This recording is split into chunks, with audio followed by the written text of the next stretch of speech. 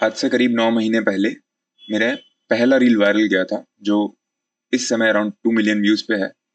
वो रील मेरे बहुत करीब था क्योंकि वो चीज़ें जो मैं अपनी लाइफ में इम्प्लीमेंट कर रहा था या फिर करने की कोशिश कर रहा था, वही चीज़ें लोगों के साथ भी रेज़ोनेट हुआ and that was kind of surreal. पर उसके अगले ही दिन से कुछ ऐसा हुआ जिसकी वजह से मैं आज तक कंटेंट क्रिएशन पे वापस नहीं आ पाया हूँ। वो मेरा 6 महीने का जर्नी था जिसके अंदर मैंने अपने 10,000 फॉलोअर्स रीच किए इंस्टाग्राम पे। यूट्यूब पे भी मैं थोड़ा कंटेंट बनाने की बढ़ रहा था। कुछ ऐसा हुआ जिसकी वजह से मैं आगे नहीं बढ़ पाया। अगर आपका अटेंशन स्पैन कम है, अगर आप ज़्यादा टाइम तक एक चीज़ पे ध्यान देकर आप नहीं सुन पा रहे हैं, तो ये वीडियो आपके लिए नहीं है। मैं इसका एक छोटा वर्ज़न अपने इंस्टाग्राम रील पे भी डाल दूँगा, आप वहाँ पे देख सकते हो। But this is for people जो जानना चाहते हैं कि पूरे उस जर्नी में क्या हुआ एंड इससे आपको ज़रूर कुछ सीखने को भी मिलेगा क्योंकि मेरी अपनी लाइफ में मेरे साथ ऐसा कभी हुआ नहीं था और उसकी वजह से मैं कुछ कभी सीख भी नहीं पाया। तो इसमें बहुत सारे लर्निंग लेसन्स भी हैं। तो शुरू करते हैं। तो शुरुआत हुई 16 फरवरी 2025 को। वो दिन अभी भी याद है मेरे को क्योंकि उसी दिन मेरा पहला रील वायरल गया था। जैसे मैंने कहा इट्स 1.9 मिलियन व्यूज़ अभी तक। लेकिन उसी दिन मेरा एक कार एक्सीडेंट हो गया। अ, और उसके बाद सब कुछ स्लो हो गया। मेरा कंटेंट बनाना, एडिट करना, इवन स्क्रीन देखना भी मुश्किल हो गया था और लाइट्स और साउंड की सेंसिटिविटी बढ़ गई थी। माइग्रेन जैसे दर्द होता था। सोने नहीं मिल रहा था। 4 से 5 बार रात को मैं जग जाता था विदाउट एनी रीजन। पूरा नेक टाइट था विप्लैश की वजह से और एक तरह से सब कुछ ब्लर हो गया था। फिजिकली, मेंटली कुछ भी नथिंग वाज राइट बेसिकली। तो मैंने मैंने सोचा कि जस्ट एक एक्सीडेंट हुआ है, बॉडी थोड़ा टाइट है, थोड़ा रेस्ट करता हूँ। 3-4 दिन मैंने रेस्ट किया, तो मैंने ज़्यादा ध्यान नहीं दिया। बट फिर मैं जब बार्बर के यहाँ गया, बाल कटाने के लिए, तो बार्बर ने देखा कि मेरे यहाँ पे हेड में 3-4 क्लॉटिंग के मार्क्स थे। तो उसने बोला कि आपको कुछ लगा था क्या? तो फिर मेरे दिमाग में हाँ, मेरा एक्सीडेंट हुआ था और शायद उस टाइम पे मेरा हेड आगे विंडशील्ड में टकराया होगा। आई स्टिल डोंट रिमेंबर कि ये हुआ था, बट उस टाइम पे मैंने थोड़ा कोरिलेशन बनाया कि हाँ, ऐसा हो सकता है। तो उसी दिन फिर मैं उसी रात को एक्चुअली रात के 9 साढ़े 9 बजे मैं नियरेस्ट हॉस्पिटल में गया और डॉक्टर ने बोला कि सीटी स्कैन करवा लेना चाहिए जस्ट टू बी सेफ। पर उस समय मैंने सोचा कि 4 दिन में कुछ नहीं हुआ तो इतना अर्जेंट क्या ही है सीटी स्कैन कराना। मैं उस टाइम पे मैं चंडीगढ़ घर जा रहा था और मैंने सोचा कि घर जाऊँगा, घर वालों के साथ रहूँगा और वहीं से करवा लूँगा जो भी चेकअप करवाना है। Which was not a very smart decision. मैं आगे बताऊँगा ऐसा क्यों।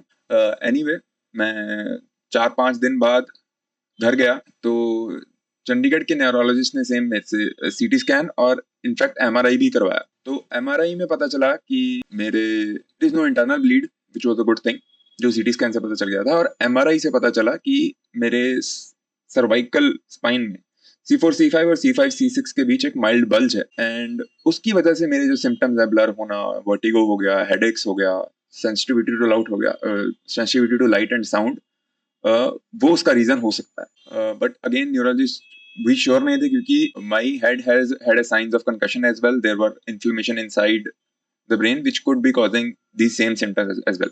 तो बेसिकली वर्टिगो के मल्टीपल रीजन हो सकते हैं। कंकशन की वजह से इन्फ्लेमेशन हुआ, उससे ब्रेन में डैमेज हो गया, तो वो ब्रेन रिकवर होने में टाइम लगता है, वो भी वर्टिगो का रीजन हो सकता है। तो न्यूरोलॉजिस्ट ने मेरे को कुछ मेडिसिन दिए which I know for a fact. कुछ तो उसमें पेन रिलैक्सेंट्स थे, कुछ मसल रिलैक्सेंट्स थे फॉर द नेक एंड कुछ डिप्रेशन की मेडिसिन भी थी। Because immediately after this happened मेरा मूड बहुत डाउन रहने लग गया था, मेरे को एंग्जाइटी के इश्यूज होने लग गए थे विच जो उससे पहले कुछ भी नहीं था। जस्ट आफ्टर एक्सीडेंट ये शुरू हुआ, बहुत ज्यादा नेगेटिव थॉट्स आ रहे थे। तो मेडिसिन के साथ कुछ दिन ठीक लगा, बट जैसे ही मेडिसिन बंद हुई बैलेंस बिल्कुल खत्म हो गया कि मैं खुद से वॉक भी नहीं कर पा रहा था। डॉक्टर ने मेरे को बोला 1 हफ्ता मेडिसिन लेनी है। मैंने 1 हफ्ता मेडिसिन लेने के बाद बंद किया, तो it was not possible to survive on one day. तो मैं डॉक्टर को दोबारा रीच आउट किया। मैं मुंबई में था वापस, चंडीगढ़ में डॉक्टर को रीच आउट किया। उन्होंने कहा ये मेडिसिन 1 महीना तक चलानी है। तो मैंने 1 महीना चलाया एंड स्टिल 1 महीना बाद जब बंद किए it was the same thing. तो मैंने अपनी रिसर्च स्टार्ट करी कि ये हो क्या रहा है मेरे साथ। तो तब मैं समझा कि ये इशू मेरे ब्रेन के साथ है, मेरे बैलेंस सिस्टम से रिलेटेड है। हमारा बैलेंस 3 चीजों से होता है। हम जो देखते हैं हमारी विजन से, हम जो सुनते हैं हमारे ईयर से, और there is liquid that is floating from our neck to our ears to our brain. I don't know exactly, मतलब मैं उस पर ज्यादा टेक्निकली नहीं जाऊंगा, but there is a liquid that is responsible for our balance as well. तो ये तीनों मिलके हमारा वेस्टिबुलर सिस्टम बनाते हैं and because of the injuries maybe जो मेरा बल्ज था सर्वाइको स्पाइन में, maybe the concussion, the whiplash, उन सब की वजह से ये वेस्टिबुलर सिस्टम जो था वो डिसफंक्शनल हो गया था। तो उससे मेरे को पता चला कि I can do some exercise to actually retrain my vestibular system. जो मैंने किया, मैंने खुद से गेज स्टेबलाइजेशन और बैलेंस रिट्रेनिंग की एक्सरसाइज स्टार्ट किए। थोड़ा हेल्प मिला, पर नाउ दैट आई रियलाइज उस टाइम पे जर्नी बहुत लंबी थी अभी। तो ये हुआ मार्च में, हुआ फेब में एक्सीडेंट हुआ, मार्च में ये सब कुछ हुआ, मार्च अप्रैल इसी में निकल गया। तो जून में मैंने सोचा कि since it was not still not getting better, तो मैं एक दूसरे डॉक्टर के पास गया। दूसरा डॉक्टर पंजाब में था। तो उन्होंने पहले कहा कि आप डिप्रेशन की मेडिसिन क्यों ले रहे हो, उन्होंने सब मेडिसिन बंद करा दिए और दूसरे मेडिसिन दिए मेरे को, जो बोला 1 हफ्ता चलाना है। बट उससे वर्टिगो और ज्यादा बढ़ गया। मैं बैठ नहीं पा रहा था, चल नहीं पा रहा था, खड़े नहीं हो पा रहा था, स्क्रीन देखना तो बहुत दूर की बात है। तो जून में दूसरे डॉक्टर के पास गया, उन्होंने मेडिसिन बंद कर दिए, वर्टिगो और बढ़ गया। तो जुलाई में मैंने सोचा मुंबई में किसी डॉक्टर को दिखाता हूँ, तो मैंने थर्ड ओपिनियन के लिए मुंबई में गया। तो वहां के न्यूरोलॉजिस्ट ने कंफर्म किया कि ये जो मेरा डिजीनेस है वो सिर्फ कंकशन की वजह से नहीं था। कंकशन होता तो it would have shown science of improvement in 3 और 4 months। तो इसकी रीजन सर्वाइकोजेनिक इश्यूज भी हैं, जो डिस्क बल्ज है C4 C5 C6 के बीच में, और जो वेस्टिबुलर डिस्फंक्शन हुआ है वो भी है। तो उन्होंने कुछ वेस्टिबुलर रिहैब करने को बोला और कुछ मेडिसिन दिए सेम, बट उसका थोड़ा डोसेज कम करके दिया और बोला कि इसको 1 month यूज करो जस्ट टू कोऑर्डिनेट। एक मेडिसिन 1 week के लिए दिए, दूसरा मेडिसिन 1 month के लिए दिया।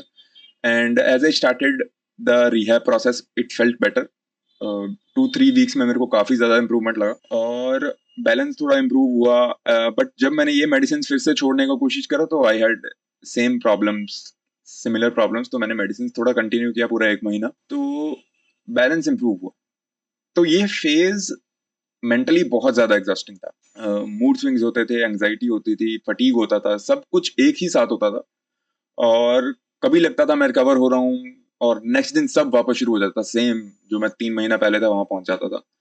बट इससे मैंने सीखा कि पेशेंस और सेल्फ कंपेशन बहुत ज्यादा जरूरी होते हैं। तो इस टाइम पे जैसे मैंने बोला मैं कंटेंट तो नहीं बना पा रहा था, which is something I started to love. मुझे बहुत मजा आ रहा था कंटेंट बनाने में, अच्छी अच्छी चीजें ढूंढने में, फिर उस पर वीडियोज बनाने में, अपने फिजिक पे फोकस करने में, अपने मेंटल हेल्थ पे फोकस करने में। But I was not able to do all of those things and that was again contributing to my negative thoughts, mood swings, anxiety and fatigue. But इस time पे फिर मैंने अपनी प्रोफेशनल लाइफ पे थोड़ा फोकस किया और एक नए रोल के लिए अप्लाई करना चालू किया। मैं एक मैंने एक MBA किया है इंदौर से, उसके रिगार्डिंग ही एक रोल के लिए मैंने अप्लाई शुरू किया। एंड फॉर्चुनेटली इन 2 और 3 राउंड्स ऑफ इंटरव्यूज मेरे को वो जॉब मिल गया। तो जॉब फाइनलाइज हुई तो मैंने डिसाइड किया कि मुझे एक ब्रेक चाहिए। मैं टायर्ड था पेशेंट बन बन के, अपने आप को एज अ पेशेंट देख देख के। तो मैंने एक सोलो ट्रिप प्लान किया बाली इंडोनेशिया के लिए। रिस्की था अकेले जाना, with the symptoms still there, पर मेंटली बहुत जरूरी था। तो वहां जाके मुझे क्लैरिटी मिली, मुझे अपने बॉडी के, अपने माइंडसेट पे और अपनी प्रायोरिटीज पे काम करना है।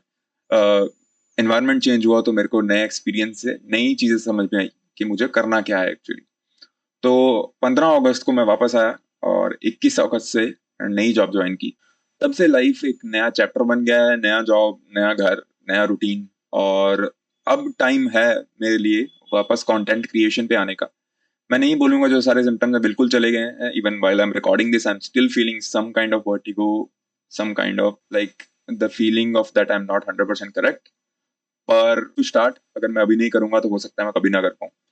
तो इस बार हम कंटेंट बनाएंगे पर्पस के साथ, एंटरटेनमेंट के लिए, एजुकेशन के लिए। जो कंटेंट मैं अपने लिए बना पाऊँ, I will try to create that. तो इससे लेसन्स क्या मिलते हैं, तो इससे मैंने क्या सीखा और आगे क्या सही कर सकते हैं। तो अगर कोई भी एक्सीडेंट हो, छोटा या बड़ा, तुरंत डॉक्टर के पास जाओ। जब मेरा एक्सीडेंट हुआ, I hit my head, I did not know कि मेरा हेड हिट हुआ, बट अगर मैं डॉक्टर के पास जाता तो doctor would have found it out. और अगर उस हेड इंजरी की वजह से कोई इंटरनल ब्लीडिंग होती, I would not be here making this video right now. Any kind of accident, please visit the doctor immediately. Specially अगर तुम्हें एक्सीडेंट के बाद फॉगी फील हो रहा है, कंफ्यूजन लगता है, तुम्हें अपने जैसा फील नहीं होता, कुछ अलग लगता है, तो immediately get yourself check, you could have a concussion. और अगर ये एक्सीडेंट तुम्हारा कार में हुआ है तो विप्लैश की वजह से तुम्हारा neck injury is all but certain. Even if air bags हैं तो विप्लैश के इंजरीज होगा ही होगा। तो get your neck checked, preferably get an MRI to see if there is any damage to your spine as well. और thirdly, body और brain दोनों को हील होने में टाइम लगता है। Don't rush yourself to your job या फिर तुम्हारा जो रेगुलर लाइफ है उस पर रश मत करो, अपनी बॉडी को टाइम दो, अपने माइंड को टाइम दो हील होने के लिए, and start getting to your regular routine slowly and steadily. तो आज मैं ये वीडियो अपनी स्टोरी शेयर करने के लिए बना रहा हूँ। मतलब I have respect for people जिन्होंने कभी हेल्थ इंजरी फेस किया है, for content creators everywhere, and अब मैं वापस आ रहा हूँ धीरे धीरे, पर ऑनेस्टली नया चैनल, नया माइंडसेट और एक simple goal to create with purpose. Let's start again together.